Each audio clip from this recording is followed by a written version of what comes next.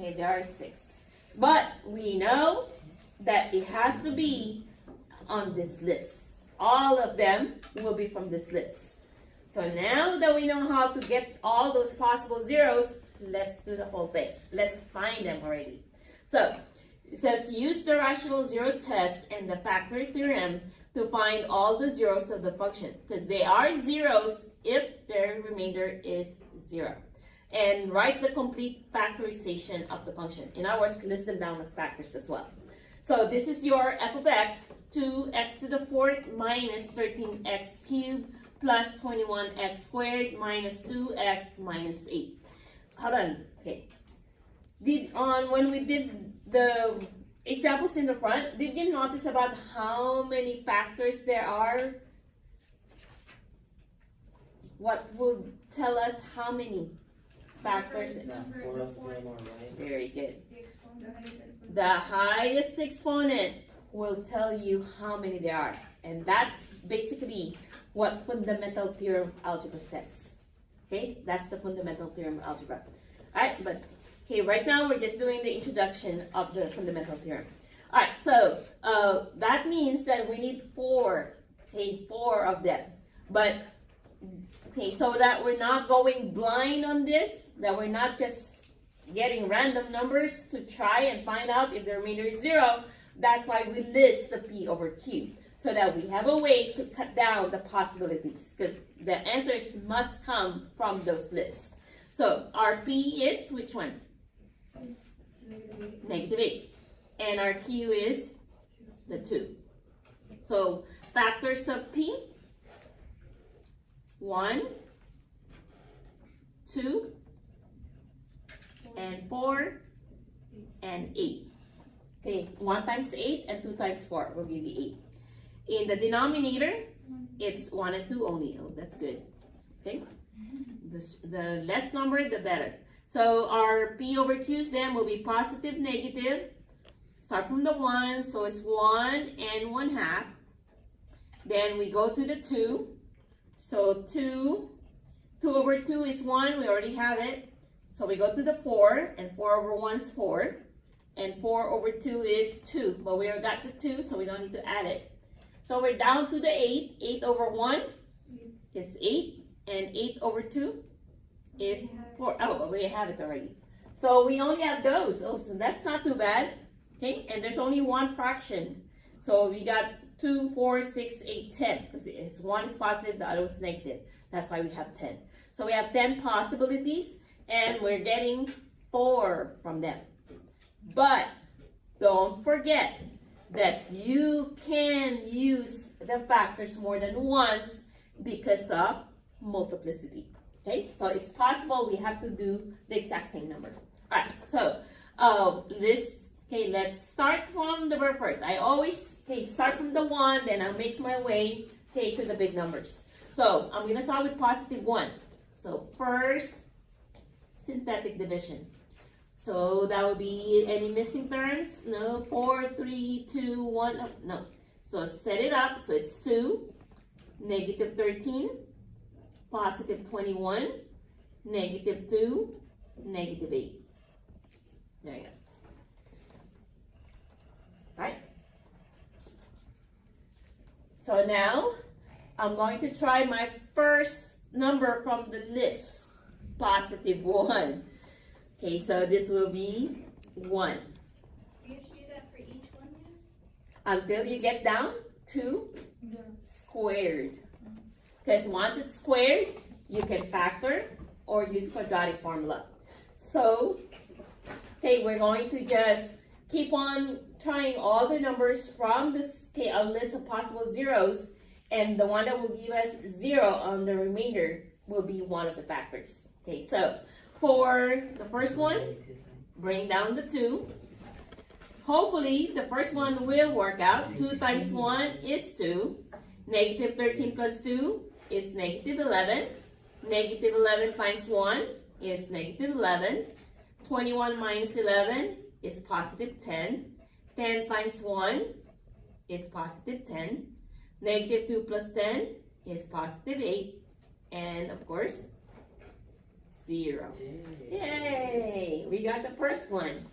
So, okay, we get the first one, which is one works. So on the list of zeros, we can write down 0, well, 1 already. How do we put it back as a factor?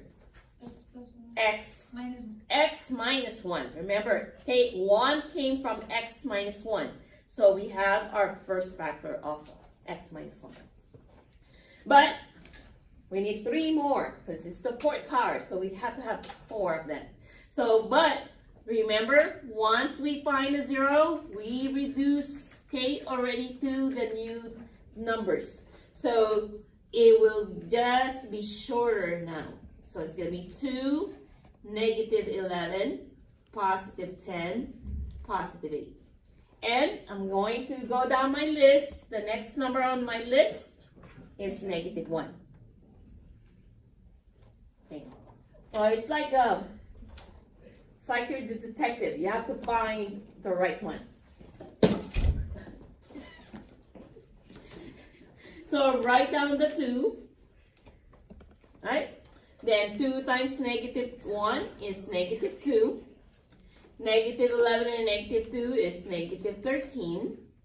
Negative 13 times negative 1 is positive 13. 10 plus 13 is 23. 23 times negative 1 is negative 23. And, that's negative 15. So what is that telling us? It's not a factor. Okay? So negative 1 is not a factor. So if you have a pencil, you can erase it and start all over again. But we already know that it's not. Okay, so you start all over again.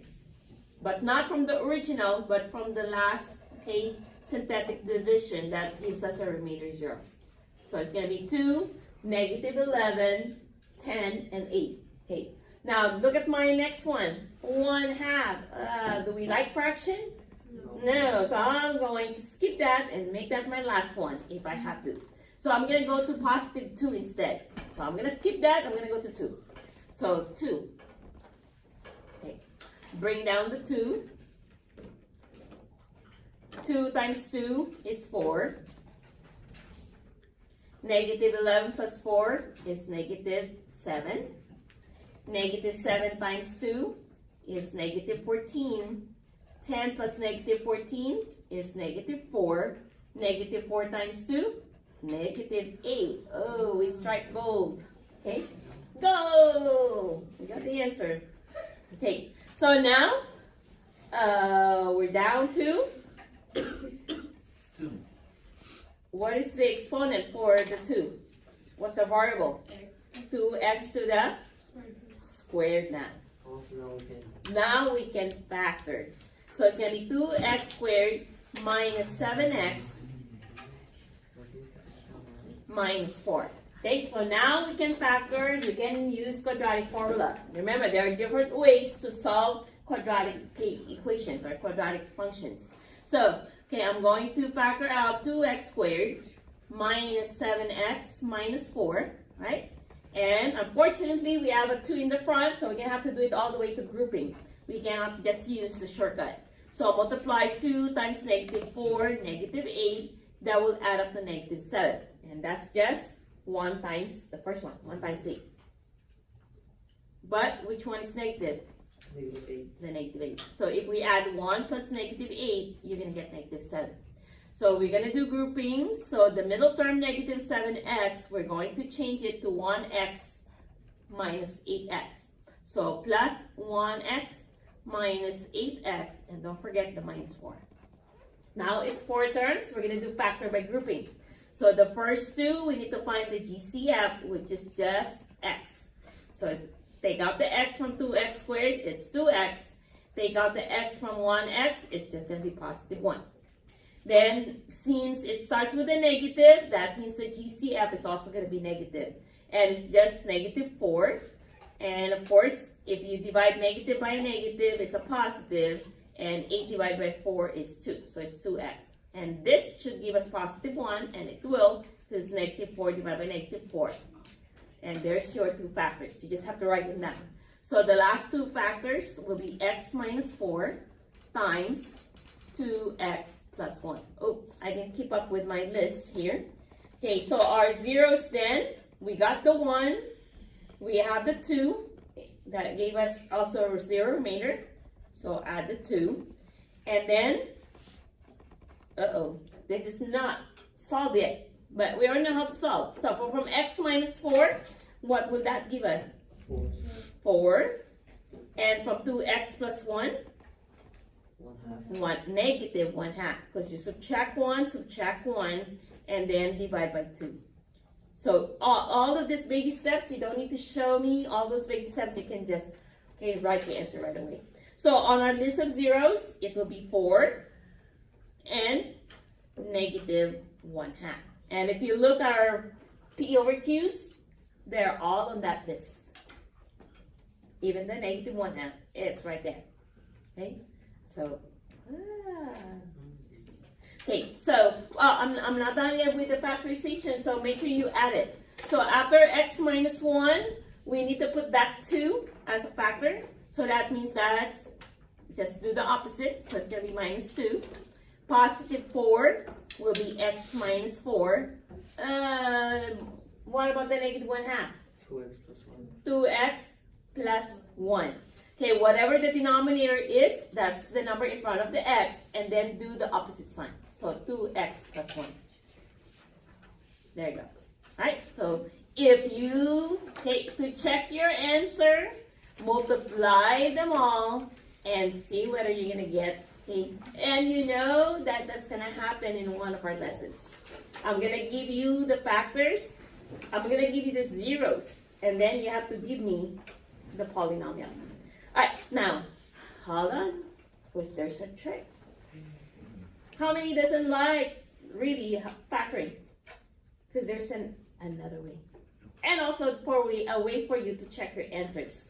Okay, the other way is, what about doing synthetic division all the way? Will it work? No. Yes, it will work.